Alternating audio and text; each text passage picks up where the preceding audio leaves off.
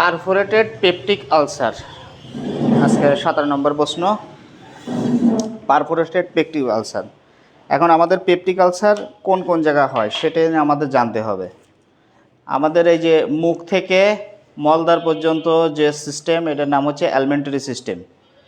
এই সিস্টেমের কিছু কিছু জায়গায় আমাদের আলসার হয় বা ক্ষত হয় বা ঘা, বাংলায় যেটাই বলেন। সেটাই হলে কি হয়, কোনো জায়গায় ক্ষত হলে তাহলে সেই জায়গার কি থিকনেসটা কমে যায়। তারপরে কি ওই জায়গাতে ছিদ্র হতে পারে। সোজা কথা হচ্ছে কোনো জায়গায় ধরেন আমাদের এইখানে ক্ষত আছে, তাহলে ক্ষত হলে কি এর ওয়ালটা থিকনেস কমে যাবে। তারপরে হচ্ছে কি সেই জায়গায় যদি আরও কোনো কারণ থাকে, যেরকম একটা ব্যথার ওষুধ আমি খালি পেটে খেলাম, এইখানে আমার একটা ক্ষত আছে বা আলসার আছে স্টোমাকে, তারপরে ওই জায়গাটায় যে ব্যথার ওষুধটা যে লাগলো, ব্যথার ওষুধের কাজ কিন্তু ওই ক্ষতটাকে ফুটা করে দিয়ে আরও, তাহলে কি ওইখানে আরও ক্ষতটাকে বড় করে দিয়ে ছিদ্র করে ফেলালো এ মাথা ও মাথা। ঠিক আছে, এইটাই হলো পারফোরেশন। পারফোরেশন বা হলো অর্থ কোনো ছিদ্র বা ফুটো হয়ে যাওয়া। পারফোরেশন যে একটা কলসে যদি ছিদ্র হয় তাহলে পারফোরেটেড, ধরেন কলসের যেটা হতে পারে, তাহলে যে কোনো জায়গায় ছিদ্র হওয়াকে আমরা পারফোরেশন বলবো। তাহলে এখানে বলা হয়েছে পারফোরেটেড পেপটিক আলসার। এখন পেপটিক আলসার কোন কোন জায়গায় হয়? পেপটিক আলসার হয় এই যে ইসোফেগাসের শেষ অংশে হয়, তারপর স্টোমাকে হয়, ডিউডেনামে হয়, এইগুলোই মেইনত হয়। তার মধ্যে স্টোমাক আর ডিউডেনামটা হলো বেশি হয়। এই যে স্টোমাক পাকস্থলী আর ডিউডেনাম হচ্ছে স্মল ইন্টেস্টাইনের ফার্স্ট পার্ট, এই দুই জায়গায় বেশি আলসার হয়। তাহলে আমার ধরেন একটা রুগীর স্টোমাকের এই জায়গায় ক্ষত আছে, সেইখানে একটা খালি পেটে সে ব্যথা হচ্ছে, হয়তো হাঁটুতে ব্যথা হচ্ছে বা সারা গায়ে ব্যথা হচ্ছে, সে কি করলো, একটা ডাইক্লোফেন বড়ি বা অ্যাসপিরিন গ্রুপের একটা ওষুধ কিনে খেলো। সেটা খেলো কোন সময়? খালি পেটে খেলো। তাহলে স্টোমাকে যদি খাবার না থাকে, খালি থাকে, তাহলে কোনো একটা ওষুধ খেলে সেই ওষুধের অংশটাকে ওই জায়গায় সরাসরি যাওয়াটা খুব সুবিধা না। যদি খাবার খাওয়ার পরে যদি খেত, তাহলে খাবারের সাথে ওষুধটা মিশে যেত, তাহলে সরাসরি ওষুধটা ডাইরেক্টলি ওই জায়গাটায় লাগতো না। আবার যদি দেখা যাচ্ছে গ্যাসের ওষুধ খেয়ে তারপরে খেত, তাহলে সেক্ষেত্রে একটা কিছু কিছু গ্যাসের ওষুধ একটা লেয়ার তৈরি করে ক্ষতর উপরে, তারপরে পড়লেও তাহলে পারফোরেশন হতো না। কিন্তু একটা রোগীর হাঁটুর ব্যথা, তার পেটেও ব্যথা আছে, বা এইখানে হলো, এটার নাম হচ্ছে গ্যাস্ট্রিক। ঠিক আছে, স্টোমাকের অপর নাম হচ্ছে গ্যাস্ট্রিক, তাহলে গ্যাস্ট্রিক আলসার আছে তার। এবার গ্যাস্ট্রিক আলসারে এখানে ছিদ্র মানে ক্ষত আছে, এবং সেইখানে খালি পেটে যে আমরা ব্যথার ওষুধটা খালাম, খাওয়ার পরে ওইখানে লাগলো, লাগার সাথে সাথে এটা ছিদ্র হয়ে গেল। ঠিক আছে, ডিউডেনামেও একই অবস্থা। কোনো কারণে হচ্ছে ডিউডেনামে ক্ষত আছে, সেইখানে যদি একটা খালি পেটে ব্যথার ওষুধ যে খায়, তাহলে সেই ক্ষতর পরে পড়লে ওইখানের ওয়ালটাও ছিদ্র হয়ে গেল। তাহলে এটাই হচ্ছে আমরা বলি পারফোরেটেড পেপটিক আলসার। এটা কি বোঝা যাচ্ছে? পেপটিক আলসার, স্টোমাক, ডিউডেনাম, তারপরে ইসোফেগাসের লোয়ার এন্ড, এই সমস্ত জায়গায় যত ক্ষত আছে তার এক নামে আমরা বলবো পেপটিক আলসার। তাহলে পেপটিক আলসারের মধ্যে আছে ডিউডেনাম আলসার, তারপরে হচ্ছে এই জায়গায় ডিউডেনাম আলসার, এটা গ্যাস্ট্রিক আলসার, এটার নাম গ্যাস্ট্রিক বা স্টোমাক আলসার, স্টোমাকের অপর নাম হচ্ছে গ্যাস্ট্রিক। তাহলে গ্যাস্ট্রিকে যদি কোনো আলসার থাকে গ্যাস্ট্রিক আলসার, ডিউডেনামে যদি কোনো আলসার থাকে ডিউডেনাম আলসার, এইগুলোই বেশি হয়। তাহলে বিষয়টা কি বোঝা গেল যে আলসারের পরে কোনো কারণে যদি ব্যথার ওষুধ বা অন্য কোনো যে স্টেরয়েড জাতীয় যদি ওষুধ খালি পেটে খাওয়া হয়, ওর পরে পড়ে ছিদ্র হয়ে গেলে এটাকেই আমরা বলবো পারফোরেটেড পেপটিক আলসার। তাহলে এবার যখন ছিদ্র হয়ে গেল, তাহলে কি হলো, এর মধ্যে কি ছিল, আমাদের যদি খালি পেটেও কেউ থাকে, আমাদের এখানে গ্যাস্ট্রিক জুইস আছে, হাইড্রোক্লোরিক অ্যাসিড আছে, এইগুলো কি হবে, এখান থেকে বেরোয় যাবে, বেরোয় যায় কি সারা পেটের মধ্যে ছড়ায় যাবে। এইখান থেকে কি আছে, বা খাবারের কিছু অংশ যদি থাকে, তাহলে সেইগুলো বেরোয় যায়, গ্যাস বেরোয় যায়, সারা পেটে ছড়ায় যাবে, তাই না? সারা পেটে যখন ছড়ায় যাবে তখন পেটটা কি হবে, অনেক মোটাসোটা হয়ে যাবে, ডিস্টেন্ডেড অ্যাবডোমেন, পেট বড় হবে এবং প্রচণ্ড পেটে ব্যথা হবে। এই ব্যথা কিন্তু প্রচণ্ড পেটে ব্যথা। তাহলে পেট বড় হয়ে গেল, পেটে ব্যথা হলো। তারপরে আমাদের এই যে নাড়ির যে গতি, এই যে আমাদের বাউল সাউন্ড বলি আমরা, এই যে পেরিস্টলসিস মুভমেন্ট, মানে নাড়ি মুখ থেকে খাবারগুলো মলদ্বারে পৌঁছয়। আমি বললাম না যে নাড়ি এরকম নড়ে, এর কারণে যে নাড়ির যে গতি থাকে সেই গতির কারণে মুখ থেকে মলদ্বার পর্যন্ত খাবার আমাদের পৌঁছায়, ঠিক আছে, বা পায়খানা পৌঁছায়।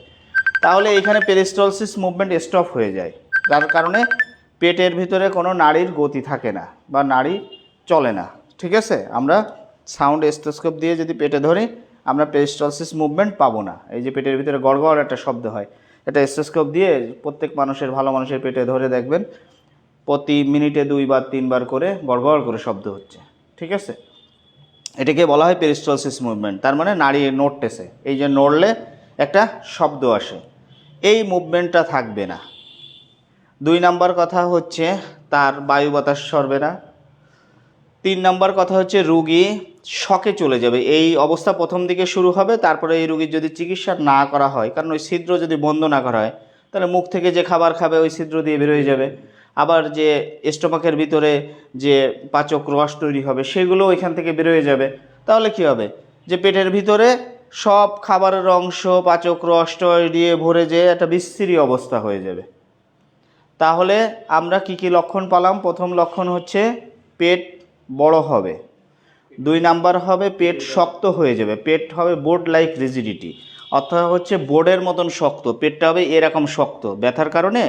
এই বোর্ডটা বোর্ডের মতন, এই যে বোর্ড যেরকম শক্ত নরম হচ্ছে, রে একটা তুলোর মধ্যে হাত দিলে কি চাপ দিলে পড়ে যায়, প্রত্যেকের পেটে চাপ দিয়ে দেখেন, কিন্তু সেটাই হচ্ছে কিছুটা ডেবে যাচ্ছে। আর বোর্ড লাইক রিজিডিটি হয়ে গেলে তখন বোঝেন যে পেটে এরকম চাপ দিলে ওই বোর্ডের মতন ডাবতেছে না, পেটও এরকম শক্ত হয়ে পড়ে থাকবে। তাহলে এরপরে তীব্র পেটে ব্যথা হবে, বায়ু বাতাস সরবে না, তার সাথে আমাদের পেরিস্টলসিস মুভমেন্ট থাকবে না, মানে আমরা স্টেথোস্কোপ দিয়ে বাউল সাউন্ড শুনলে আমরা পাবো না। এটা প্রথম অবস্থা। দ্বিতীয় অবস্থায় আমরা কি পাবো? এই রোগী যখন আমরা তাৎক্ষণিক চিকিৎসা না দেব তখন আমরা এই রোগী আস্তে আস্তে শকে চলে যাবে, মানে মৃত্যুর যে পূর্বের অবস্থা সেটাই চলে যাবে। শকে চলে গেলে তখন তার প্রেশার পাওয়া যাবে না, পালস পাওয়া যাবে না, তারপরে সে হচ্ছে সাইনোসিস হয়ে যাবে, ঠোঁট নীল বর্ণের হয়ে যাবে, ঘামবে, রেস্টলেসনেস হবে, এক্সেসিভ সোয়েটিং হবে। এইগুলো হওয়ার পরে রোগী মৃত্যুবরণও করতে পারে। তাহলে পারফোরেশন সবসময় মাথায় রাখতে হবে, খুবই খারাপ একটা রোগ। কোনো কারণে পারফোরেশন যদি হয়ে থাকে তাহলে তাৎক্ষণিক আমরা সার্জিক্যাল ট্রিটমেন্ট দিতে হবে, ওই পারফোরেশন ছিদ্র ঠিক করতে হবে। তা না হওয়া পর্যন্ত কিন্তু রোগী খুব দ্রুত মারা যাবে। বোঝা যাচ্ছে? তাহলে আমাদের কাছে যখন একটা রোগী আসবে তীব্র পেটে ব্যথা, পেট শক্ত হয়ে গেছে, বায়ু বাতাস সরতেছে না, ঠিক আছে, পেটে হাত দিয়ে দেখা যাচ্ছে যে বোর্ড লাইক রিজিডিটি, পেট মানে একদম নরমই করা যাচ্ছে না চাপ দিলে, এবং রোগী আস্তে আস্তে খারাপের দিকে চলে যাচ্ছে, বলতে প্রেশার পাওয়া যাচ্ছে না, পালস পাওয়া যাচ্ছে না, রোগী ঘেমে যাচ্ছে, অস্থির হয়ে যাচ্ছে, তাহলে বুঝবেন যে 100% পারফোরেশন। এবং এই রোগীকে কি করতে হবে? সার্জিক্যাল প্রসিডিওর মেনটেন করতে হবে। তার আগে আমরা যে কাজটা করব, আমরা প্রাথমিক অবস্থায় এই রোগীর তেমন কোনো চিকিৎসা দেওয়ার কিছু নেই, ডায়াগনোসিস করেই মূলত পাঠাই দেওয়াই হলো বড় কাজ। তারপরে যদি আমরা চিকিৎসা কিছু দিতে চাই তাহলে সেক্ষেত্রে হলো আমরা প্রথম কাজ করব কি, মুখে খাওয়া বন্ধ করব, ঠিক আছে। মুখে খাওয়া বন্ধ করলাম, এই রোগীর সঙ্গে সঙ্গে হসপিটালাইজেশন করতে হবে, হাসপাতালে ভর্তি করতে হবে। তারপরে আমরা কি করব? এনপিও করব, এনপিও টিল ফার্দার অর্ডার, মানে যতক্ষণ পর্যন্ত ভালো না হয় ততক্ষণ পর্যন্ত মুখ দিয়ে কিছু খাওয়ানো যাবে না। যেন মুখ দিয়ে যদি খাওয়ানো হয় তাহলে তো ছিদ্র দিয়ে সব বেরোয় যাবে, তাহলে তো রোগী আরও খারাপ হয়ে যাবে, তাহলে মুখে খাওয়ানো যাবে? যাবে না। আমরা মুখে খাওয়ার বদলে আগের দিন দেখাইছিলাম না, স্যালাইন দেবো 3 প্রকারে, ডিএ 5%, যদি তার ডায়াবেটিস না থাকে, ইনফিউশন, ডিএনএস, এটা 5%, 1 লিটার মানে 1000 CC, DNS 1000 CC plus infusion হার্টম্যান solution 1000 CC, মানে একটা পূর্ণবয়স্ক মানুষের 3 লিটার স্যালাইন দিলে সারা জীবন না খাওয়া থাকলেও কোনো সমস্যা নাই।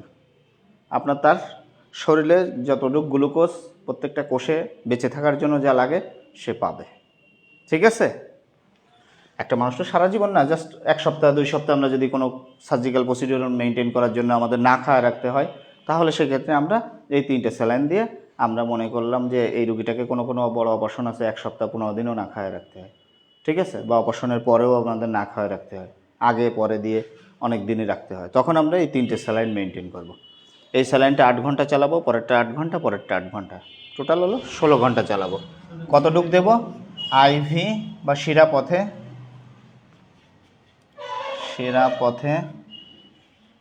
30 ফোঁটা করে দেব। 30 ফোঁটা প্রতি মিনিটে, পার মিনিট। তাহলে 1 মিনিটে শিরা পথে 30 ফোঁটা করে দেব। এটা হলো মুখে খাওয়ালাম, তার বদলে তো তারা বাঁচায় রাখতে হবে। একটা মানুষ যদি না খায় তাহলে তো মরে যাবে সে, তাহলে বাঁচায় রাখার সিস্টেম করতে হবে না? আমি বলতেছি, আগে শেষ নামিয়েছে। এরপরে কি করব? যেহেতু ভিতরে আমার খাবারের অংশ বা পচা জিনিস ভিতরে ঢুকতেছে বা পাচক রস টস ভিতরে ঢুকতেছে, তাহলে সেক্ষেত্রে কি করতে হবে? আমরা অ্যান্টিবায়োটিক ইঞ্জেকশন দেবো। এই ক্ষেত্রে অ্যান্টিবায়োটিকের মধ্যে কি আমরা সেফটি একজন দিতে পারি। সেফটি একজন বাজারে বিভিন্ন নামে আছে, আমরা ধরুন শর্টকাটে নামে একজন নামে আছে, অ্যারিস্টো ফার্মা কোম্পানি, একজন দিলাম। আইভি 1 ভায়েল, আইভি বা শিরাপথে, বাংলায় শিরাপথে 12 ঘন্টা পর পর দেব। 12 ঘন্টা পর পর। ঠিক আছে? এটা কতদিন দিতে হবে? নিয়ম হচ্ছে 7 দিন দেওয়া। তা আমরা মোটামুটি সার্জিক্যাল প্রসিডিওর হওয়ার পরে কতদিন চালাবে সেটা সার্জনরা জানবে। ঠিক আছে? কিন্তু আমরা আপাতত এইগুলো শুরু করব। তাহলে মুখে খাওয়া বন্ধ করলাম, স্যালাইন দিলাম, অ্যান্টিবায়োটিক ইঞ্জেকশন দিলাম। ওকে, এরপরে আমরা কি করব? গ্যাসের ইঞ্জেকশন দেব। ইঞ্জেকশন এক্সিয়াম ধরেন ইসোমিপ্রাজোল গ্রুপের 40 মিলিগ্রাম, 1 ভায়েল, আইভি বা শিরাপথে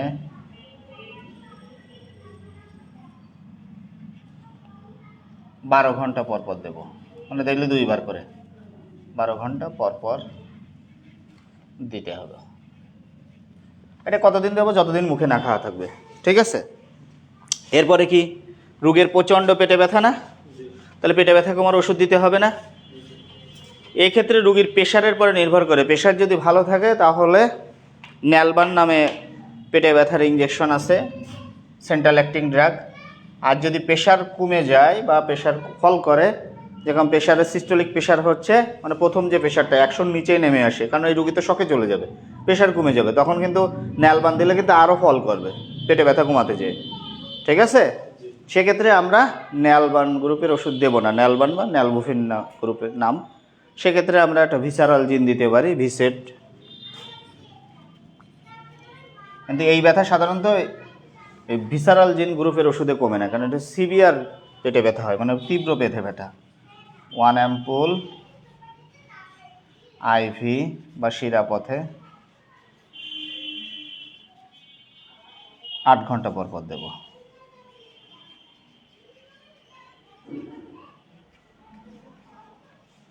ঠিক আছে? এটা দিয়ে দেখতে পারি আমরা, যদি প্রেশার যদি তার 100 নিচেই থাকে, দেখা যাচ্ছে যে সিস্টোলিক ব্লাড প্রেশার পাচ্ছি 90 আর ডায়াস্টোলিক 50, 90/50, তাকে কিন্তু আমার ভিসারাল জিন ছাড়া আর কোনো উপায় নেই, যতই পেটে ব্যথায় ছটফট করুক আর যাই করুক। আর যদি দেখা যাচ্ছে যে না, তার প্রেশার ভালো আছে, 130/80 আছে, তখন আমরা এটা দেওয়ার সাথে সাথে তীব্র ব্যথা থাকলে ন্যালবান দিতে পারি, ন্যালবোফিন, ন্যালবান 2। এটা হলো সেন্ট্রাল অ্যাক্টিং ড্রাগ। যেরকম আমরা পেথিডিন, মরফিন এইগুলোর নাম শুনিনি? পেথিডিন দেয় খুব তীব্র ব্যথা হলে। হ্যাঁ, এইগুলো তো অ্যাকচুয়ালি মানে কি বলা যায়, মানে আসক্ত হয়ে যায়। পেথিডিন দিলে অনেকে নেশা করে না, এই জন্যই এই ড্রাগগুলো আমরা খুব রেয়ার ব্যবহার করি। দেওয়া যাবে, এক্ষেত্রেও দেওয়া যাবে, তবে সেক্ষেত্রে আমরা এর অল্টারনেটিভ ড্রাগগুলো আমরা পছন্দ করি। সেই অল্টারনেটিভ ওই ন্যালবোফিন, ওই পেথিডিন টাইপেরই ড্রাগ, সেন্ট্রাল অ্যাক্টিং ব্যথার কমানোর ওষুধ। এটা হচ্ছে তীব্র পেটে ব্যথা হলে আমরা সাধারণত দিই, বা যে কোনো তীব্র ব্যথাতে এটা কাজ করে। এর নিয়ম হচ্ছে এই ওষুধটা আমাদের ব্রেনে যে জায়গায় ব্যথা অনুভব হয় সেই জায়গায় যে স্টপ করে দেয়। তার মানে ব্রেনে যদি ব্যথা অনুভব না হয় তাহলে তো সারা শরীরে কি ব্যথায় পড়ে গেলেও বা কেটে অন্য শরীরের অংশতে বাদ দিলেও তো আমরা টের পাবো না। এই জন্য আমরা পেথিডিন, মরফিন এই ধরনের গ্রুপের নাম তো শুনছি, এগুলো সেন্ট্রাল অ্যাক্টিং ড্রাগ। ঠিক আছে, কিছু কিছু ব্যথার ওষুধ হচ্ছে যে জায়গায় ব্যথা হচ্ছে ওই জায়গার ব্যথাটাকে কমায়, আর কিছু কিছু ওষুধ হচ্ছে ব্রেনের যে জায়গায় ব্যথা অনুভব হয় সেই জায়গাটাকে সাপ্রেস করে রাখে, এটাকে বলা হয় সেন্ট্রাল অ্যাক্টিং ড্রাগ। তাহলে সেন্ট্রাল অ্যাক্টিং ড্রাগের মধ্যে আছে মরফিন, পেথিডিন, তারপরে এইগুলো। ঠিক আছে, আমরা সেক্ষেত্রে হচ্ছে ওইগুলো না ব্যবহার করে অল্টারনেটিভ হিসেবে ন্যালবোফিন ব্যবহার করতে পারি, কারণ এটা অনেক ব্যথা হয় তো এই জন্য। এটা দিতে হবে কি 1 অ্যাম্পুল আইএম বা মাংসে, এটা কিন্তু মাংসে দিতে হবে, এটা সরাই ফেলালে হচ্ছে এবার মাংসে দেবে এবং প্রয়োজন বোধে, এটা বলা হয় একটা শুরু করতে হবে, শুরু করার পরে যদি পেটে ব্যথা থাকে 12 ঘন্টা পরে আরেকটা দেওয়া যেতে পারে, আর যদি না থাকে দেব না। ঠিক আছে, তাহলে আমরা মুখে খাওয়া বন্ধ করলাম, তারপরে কি করলাম, স্যালাইন দিলাম, অ্যান্টিবায়োটিক দিলাম, গ্যাসের ইঞ্জেকশন দিলাম, তারপরে পেটে ব্যথার ইঞ্জেকশন দিলাম, প্রয়োজন বোধে ন্যালবান দেবো প্রচণ্ড ব্যথা হলে। আর এই ন্যালবান দিলে সাথে আমরা ইমিস্ট্যাট নামে ওষুধ দেবো, বমি কমার ওষুধ, মানে বমি বন্ধ করার। ইমিস্ট্যাট 1 অ্যাম্পুল আইভি দেব। আইভি মানে তো বোঝা গেছে শিরাপথে, এই জন্য সব জায়গায় লেখা শিরাপথে। তাহলে আমরা ন্যালবান দেওয়ার কারণে কিন্তু বমি বমি ভাব হয় এই জন্য, বা অনেক সময় এই রোগী বমিও করে থাকে, তখন আমরা ইমিস্ট্যাট 1 অ্যাম্পুল আইভি বা শিরাপথে দেব। ঠিক আছে, এটাকে বলা হয় কনজারভেটিভ ম্যানেজমেন্ট। মানে সোজা কথা, যে রুগী আসলে পরে প্রাথমিক একটা চিকিৎসা কনজারভেটিভ ম্যানেজমেন্টে আমরা দিয়ে রাখবো, কিন্তু এই রুগীর কি সার্জিক্যাল ট্রিটমেন্ট দরকার, কারণ তার নাড়ি তো ছিদ্র হয়ে গেছে। কারণ এ দিয়ে কি হবে, নাড়ি ছিদ্র কি বন্ধ হবে? তার নাড়ির দিয়ে ছিদ্র দিয়ে খাবারের অংশ বা আমাদের স্টোমাকে যে পেপটিক জুইস তৈরি হচ্ছে তা সবগুলো তো বেরিয়ে যাচ্ছে ছিদ্র হয়ে। তাহলে ছিদ্র হয়ে চলে যাচ্ছে কোথায়? অ্যাবডোমিনাল ক্যাভিটির ভিতরে, পেটের যে মানে আমাদের যে পেটের অ্যাবডোমিনাল ক্যাভিটি ওর ভিতরে ছড়ায় যাচ্ছে। তাহলে এটা যদি আমরা ওপেন না করি তাহলে তো ও ছড়াতেই থাকবে। এই ট্রিটমেন্ট দিলে হয়তো ব্যথা একটু ভালো কম পড়ে, কিন্তু পরবর্তীতে রোগী খারাপের দিকে চলে যায়। অতএব এই ওষুধ শুরু করার পরপরই আমরা রুগীটাকে রিফার করব। ঠিক আছে, এবার গেল, আমরা তো ক্লিনিক্যালি বুঝলাম যে তার নাড়ি ছিদ্র হয়েছে। এখানে আমরা আর একটা কনফার্মেশন করতে পারি, সেক্ষেত্রে হলো আমরা তাকে পেটের একটা এক্স-রে করতে পারি। ঠিক আছে, যেরকম আমরা ওই যে ইন্টেস্টিনাল অবস্ট্রাকশনের ক্ষেত্রে এক্স-রে করার কথা বলছিলাম না, এখানে নাড়ি ছিদ্র হওয়ার একদম 100% কনফার্মেশন হলো এক্স-রে দিয়ে বোঝা যাবে।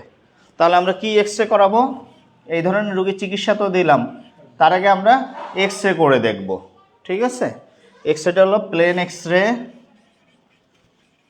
এক্স-রে,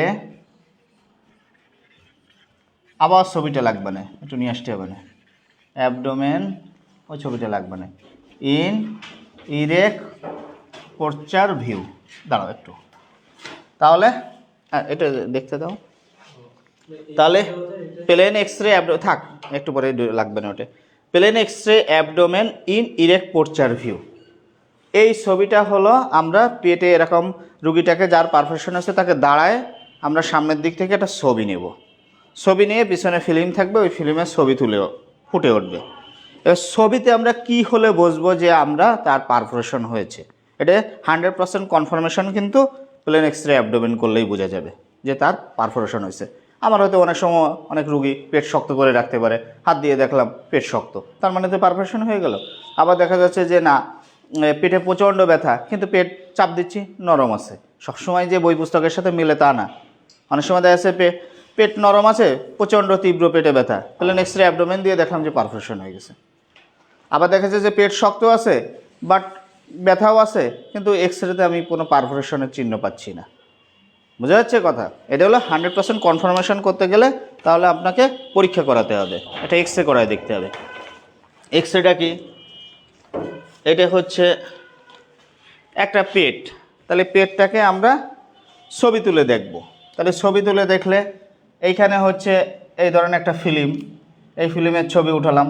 ছবি উঠানোর পরে আমাদের এইখানে হচ্ছে স্টোমাকের মধ্যে সবসময় গ্যাস থাকে, এখানে গ্যাসের কিছুটা ছবি আসে। ভালো মানুষের এক্স রে করলো দেখা যাচ্ছে এক্স রে বাম সাইডে যখন লেখা থাকে, এক্স রে কোনটা ডান সাইড কোনটা বাম সাইড, এক্স রে প্লেটে লেখা থাকে। ধরেন এক্স রে যে রেডিওলজিস্ট সে লিখে দেবে এখানে বাম সাইড, তার মানে পেটের বাম সাইডের এই যে পেটের যখন ছবি নেব এইখান থেকে এই পর্যন্ত একটা ফিল্মের ছবি আসবে। ছবি আসলে দেখলাম বাম সাইডে তার কিছুটা কালো কালো অংশ আছে, যে এইখানে হলো লাঞ্চের ছবি আসবে কালো, তার নিচে যখন পেট আসবে পেটের অংশে দেখা যাবে যে হালকা পাতলা কালো ছবি আসছে বাম সাইডে, এই যে লেফট লেখা যেখানে। এটা কিসের ছবি আসলো? স্টোমাকের ভিতরে যে গ্যাস আছে সেই গ্যাসের ছবি আসলো। কিন্তু যখন আমার ছিদ্র হবে তখন কিন্তু গ্যাস এইখান থেকে এই যে মানে বায়ু বাতাসের যে গ্যাস বা খাবারের অংশ সেগুলো তো বেরোয় যাবে, বা তরল পদার্থ বেরোয় যাবে। তা তরল পদার্থ যেগুলো ভারী সেগুলো কি পেটের নিচের দিকে চলে আসবে, আর গ্যাস কি হালকা উপরের দিকে উঠবে। তাহলে এইখান থেকে এই যে আমরা যে বায়ু বাতাস ছড়ায় এ তো গ্যাস, অন্য জায়গায় ছিদ্র হলে সাথে বায়ু বাতাস মানে বাতাসও বেরোয় গ্যাসও বেরোয়, খাবারের অংশ বা মানে মানে পেপটিক যে জুইস টুইস সব একসাথে মিশে বেরোয়। তো যেগুলো ভারী সেগুলো তো নিচের দিকে যাবে, আর বাতাসগুলো কি উপরের দিকে উঠবে। তাহলে বাতাস এইখান থেকে যখন বাতাস বেরোবে তখন এই বাতাসটা কি উপরের দিকে উঠবে। আবার দেখা যাচ্ছে এই উপরের দিকেও না, এই উপরের দিকে উঠবে, টোটাল সব জায়গার উপরের দিকে উঠবে। তাহলে এই জায়গায় যখন বাম সাইডে উপরের দিকে একটু বাতাসের কালো কালো অংশ দেখব সেটা আমরা অত টেনশন করব না। কিন্তু যখন আমরা ডান সাইডে এইখানে তো বাতাসের কোনো কালো কালো অংশ থাকার কথা না, কারণ লিভারের উপরে তো কোনো বাতাস থাকার কথা না। স্টোমাকে গ্যাস আছে তার বাতাস উপরে আছে, সেটা ভালো মানুষের এক্স রে করলেও পাওয়া যাবে যে বাম সাইডে হালকা গ্যাসের শ্যাডো। কিন্তু যখন আমরা এই গ্যাসের কালো অংশ শ্যাডোটা ডান সাইডে আমরা দেখব তখনই আমরা 100% কনফার্মেশন করব যে এটা পারফোরেশন হয়েছে। ঠিক আছে, এটা প্র্যাকটিক্যাল না দেখলে বোঝা যাবে না। একটা এক্স রে জীবনে একবার দেখলে আর পারফোরেশন চিনতে কোনো কষ্ট হবে না।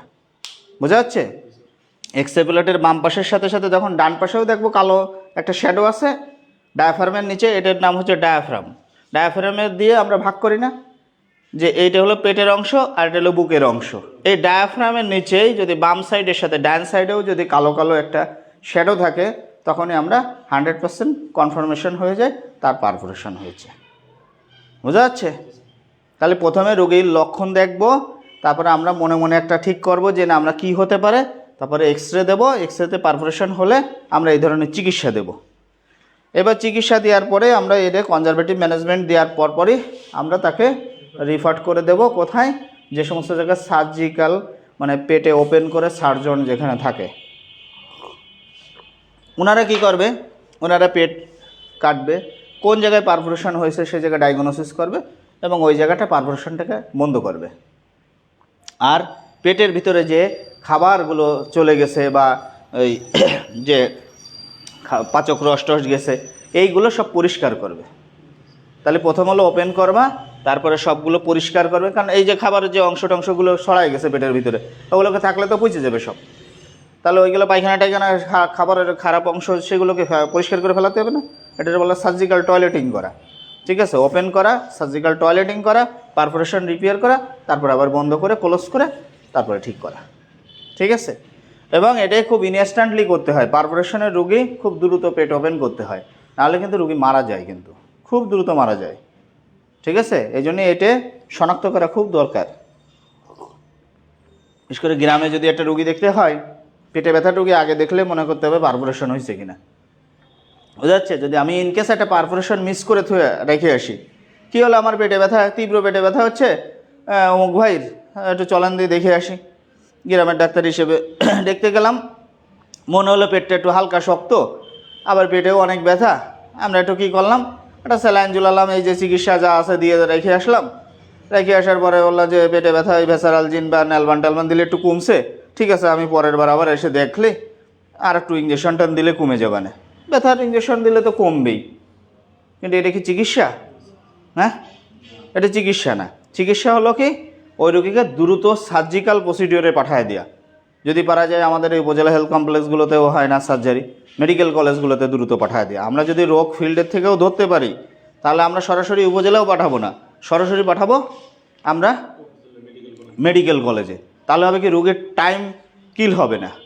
যে আমি একটা রোগীর যদি বুঝতে পারি যে না পেটে ব্যথাটা পারফোরেশন হয়েছে, তাহলে সেই রোগীটাকে আমরা কোনো কাল বিলম্ব করব না। ঠিক আছে, কোনো পূর্ব লক্ষণ নেই, যে কেউর হতে পারে। যাদের পেপটিক আলসার আছে, পেটে ঘা আছে, মানে কার ঘা আছে কার ঘা নেই এটা তো এন্ডোস্কোপি ছাড়া তো আমি বলতে পারবো না। তবে বাহ্যিক লক্ষণ পেটে জ্বালা পোড়া করে, পেটে ব্যথা হয় মাঝে মাঝে, খালি পেটে ব্যথা হয় বা খাওয়ার পরে প্রচণ্ড ব্যথা হয় পেটে, ধরে নিতে হবে তাদের থাকতেই পারে। বোঝা যাচ্ছে? তবে পারফোরেশনের আগে ইতিহাস থাকবে অবশ্যই ব্যথার ওষুধ খাওয়া, এটাই হলো বেশি থাকে।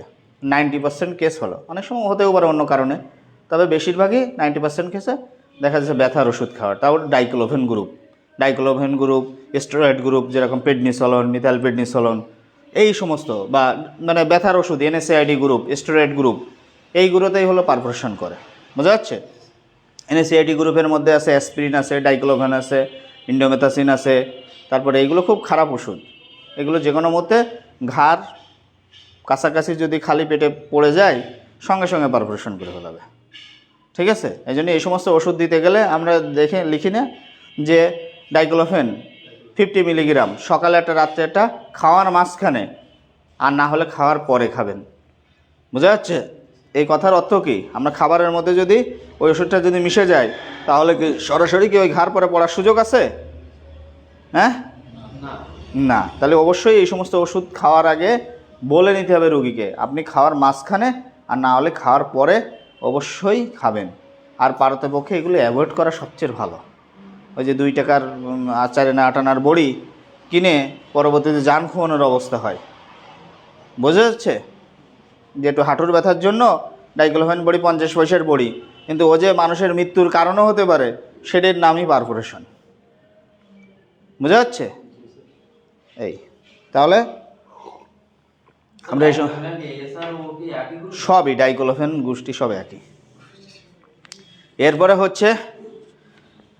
এরপরে তাহলে আমরা পারফোরেশন রোগীটাকে অবশ্যই খেয়াল করব। এরপরে যদি আমার পারফোরেশন কেস মানে ধরতে দেরি হয় তাহলে কিন্তু